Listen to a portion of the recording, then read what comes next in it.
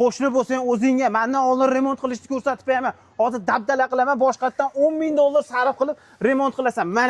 Mana sanga deydigan joyi shu bo'ladi. Endi bo'ldi pishdi akalar, mana. Boshqatdan remont qilmang. Hormang. Qo'shni tozalayapti o'dimda shuni. Barni yuvib olaman, hech narsa bo'lmaydi. Karchilar yuvsa bo'laveradimi? Yana bo'lmasa. Ana. Hech narsa qila toza olmaysiz. bo'lib qolaveradimi yana? Shularga to'g'ri. 15 yil garantiyaligi shumidi? Mana 15 Ana, yil. karchilarda yuvsa bo'laverar ekan. 15 yil garantiya berar ekan, suvda o'tkazmas ekan akalar, ko'rib turganlaringdek, top-toza bo'lib qolyapti. Menga o'xshagan ichi qora qo'shnilar bo'ladigan bo'lsa ham, uyingizni devorini loyiq ketish narsa bo'lmas ekan.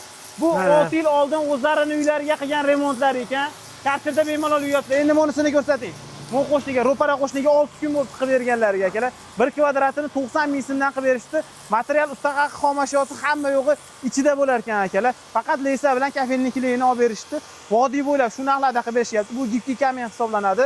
Devorni trishinalarni ko'rsatmaydi. Tabiiy toshlardan bo'lgani uchun 15 yil garantiya berishadi. Fasus akalar raqamini qoldirdim. Toshkent mahallasiga kelishilgan holatda.